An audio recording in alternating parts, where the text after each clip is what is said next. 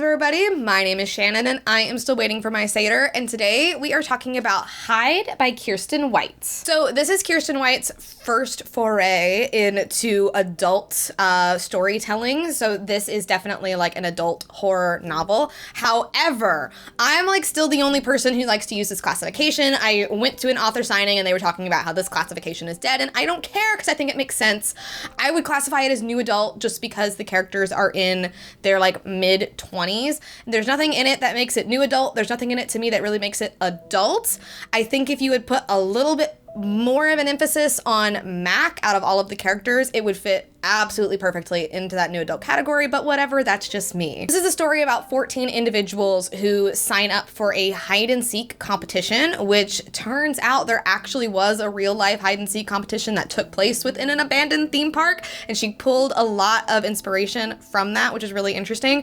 But these 14 people like don't know anything about this. It's very ambiguous. They just know that you're gonna go in some place, you're gonna hide. It's a week-long competition. Whoever's left at the end of 7 days gets a $50,000 grand prize. Right off the bat, there's something weird about it. Like, the only person you ever really get to talk to is this woman named Linda. She's kind of the showrunner, and she just is very Effie Trinket from the Hunger Games. Like, there's clearly something off here. Like, I really love when books have maps, so this one has a map in both the front and the back, and just looking at it and like seeing how dilapidated it is and how like painted over everything is, like, you know something bad happened in this park.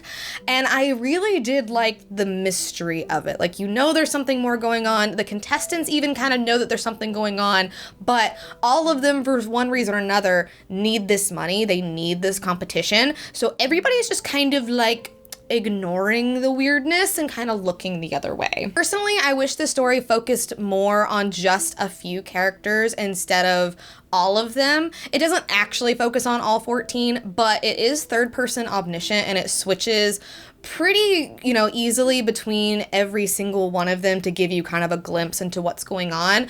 But the problem with that is that everybody felt like a caricature. Like, nobody felt like a real fleshed out character except for Mac and Ava. But even then, they weren't quite what I think they could have been. And I think that's just because so much other time gets devoted to the other characters. And this book is really short. Like, it's under 250 pages.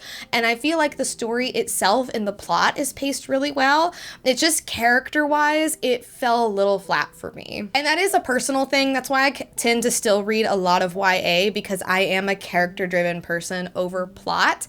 And this definitely has a lot of plot in it. There are even sections in the book where you are taken out to read passages that are about what is actually going on here, which I like. I love getting answers, but I wanted to feel more attached to the characters.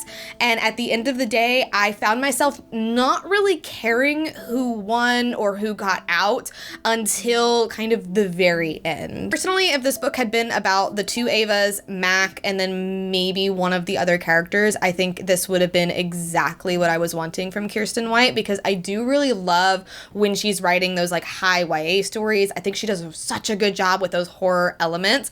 So if the characters had been stronger, I think this would have been a 5-star read for me. As it was, I gave it 4 stars. I think it's a solid B+.